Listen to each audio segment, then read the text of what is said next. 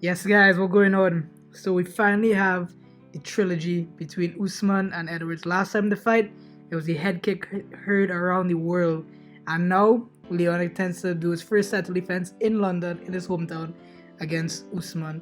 And also on the card too, we have a co-main that's guaranteed fireworks in Rafael Fiziev and Justin Gaethje. And remember, Retrieve as always, Retrieve was up. Yo, what's up? What's up? Excited for the fight card this weekend.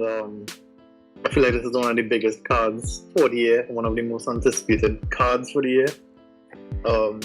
Showing Usman, Leon Edwards his title defense, and like you mentioned earlier, is the head kick heard around the world last time. So, we'll see if we can do this again. Yeah, so let's just get right into it. How you see this main event playing out? Usman Edwards 3. How you see it going? This one, part of me still wants to think Usman has a win in him, but also Usman getting up there in age. He's about 35 or 36 if I'm not mistaken. Mm-hmm. The second thing is his knees are in shambles, and we've seen that. We've seen so many reports come out that he can't train on pitch. He can't train on hard surfaces to run. Yeah. He does it on I believe turf grass or something like that. And then the third thing is the last fight was in Salt Lake City, I believe, and the elevation was crazy. Somewhere that Leon Edwards was not familiar training. He wasn't acclimatized to that elevation, and I think that was the reason why he seemed to gas out after the second, third round. It could also have been the combination of Usman's wrestling, but I think with the home crowd advantage, the confidence now of knocking out the champion, knowing that you can beat him, knowing that you're slicker in striking department. And to be fair, Leon Edwards did take down Usman in the first round and won the first round convincingly. Mm-hmm. I could see, honestly, either a TKO victory or maybe a decision for Leon Edwards. But, you can never count Usman out. He has that power in his hands. And, I think it could go either way, but I'm leaning more towards Leon Edwards. How do you feel about it? Yeah, I think you kind of summed up everything I want to say right there. Usman's knees are kind of on its last legs right now. I think no matter what, whether he wins or loses, I think this might be his last fight. Because, I mean, let's say he loses fight, who else is going to fight? He beat Colby twice, he beat Masvidal twice. I don't see any other fights that really make sense for him, unless he wins, really. But like I said, win or lose, I think this is his last fight. He did everything he had to do. His legs, his knees giving way.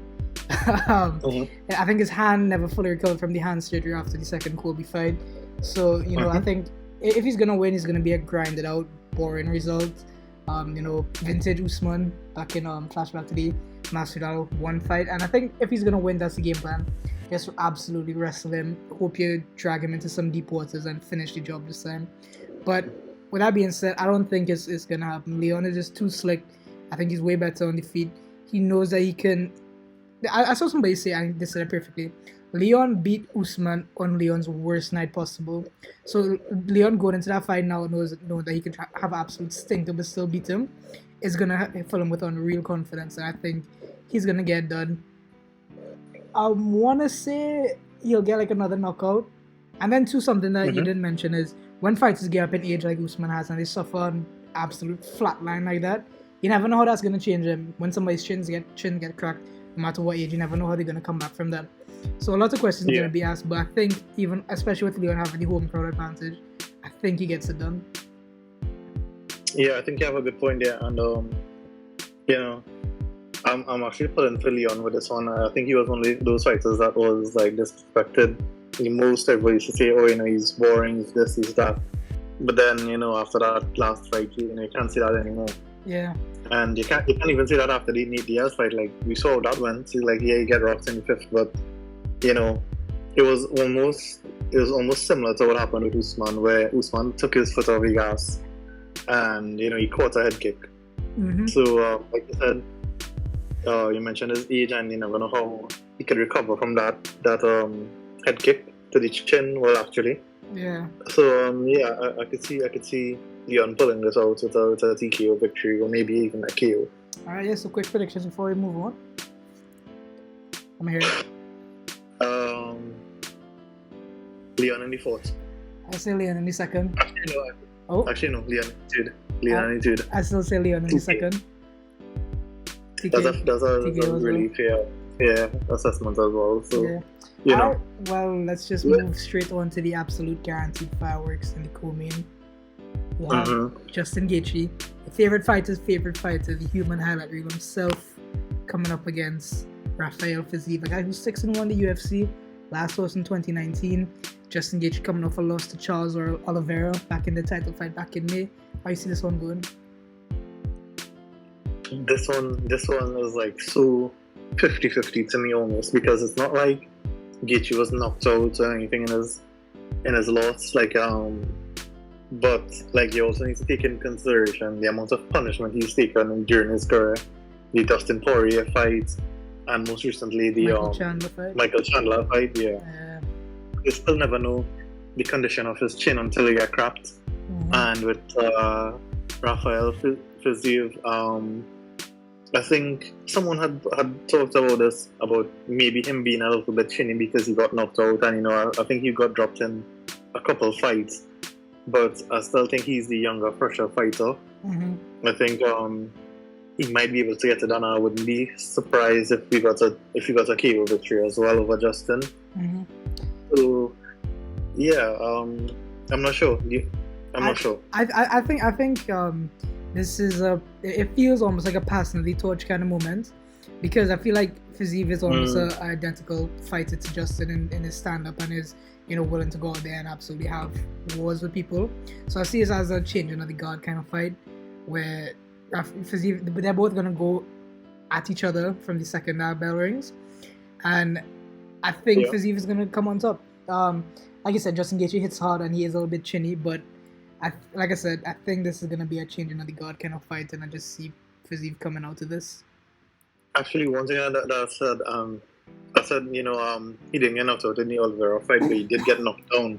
And he got knocked down with Charles, if I'm not mistaken. Yeah, and so, we really don't know how hard Charles is hit, because Gaethje says he hits hard, but I mean, but right? So this one I could choose Fiziev for this fight. I think it's going to be like a KO victory. Like you said, it might be a changing of the guard sort of fight. So yeah, I could see Fiziev winning this fight. What do you think going on? I think Fiziev is going to go out there. I think he's going to win a decision. I don't think he's going to knock him out. Because that's just how some of these fights tend to go sometimes. It's just I see it similar to the Michael Chandler fight, where they both just go there swinging, guns blazing, and it just goes to decision. But I think Fiziev will get the nod. That's just like thinking out loud right now. But it's just me thinking out loud. But yeah, go ahead. I think it might be a lead finish for Fiziev. I think he could get it done in the two if Justin could survive. I'm really not familiar with Fiziev gas tank, so I'm not sure how long he's able to keep that pace for. But he's able to do it, because the last time he fought was a main event against RDA, and he knocked him out in the 5th round. So I think he has a pretty good gas tank. Yeah. Then definitely Fiziev in the two then. Now that I brought up that point. Yeah. So I think that's my prediction for this fight. Fiziev in the two. I'd say Fiziev by decision. And guys, I can't just wrap up the 2 big fights we have for this card. My bad. But don't get fooled. It's not a 2-fight card. They have many great fights on the main card, on the prelims as well. I know you wanted to mention the Casey O'Neill fight as well. Yeah, I feel like this is a little like a fairly big jump for Casey O'Neill. In this fight, he's fighting number 8 boost in Jennifer Maia, and if I'm not mistaken, both of them are actually coming off of a win. So I think it'll be a nice little fight, and maybe we'll see Casey O'Neill move up to number 8 or maybe number 7. Yeah, and that flyweight division. Yeah, that flyweight division is continuing to get more and more interesting. Now, also we have Martin Vittori on the card, Gunnar Nelson, Brian Barberino. Lots of great fighters from top to bottom. But yeah, guys, thanks for tuning in as always. It's been your boy Shivs and Brian as always. Take it easy. Yeah, peace. Look out for your fight card.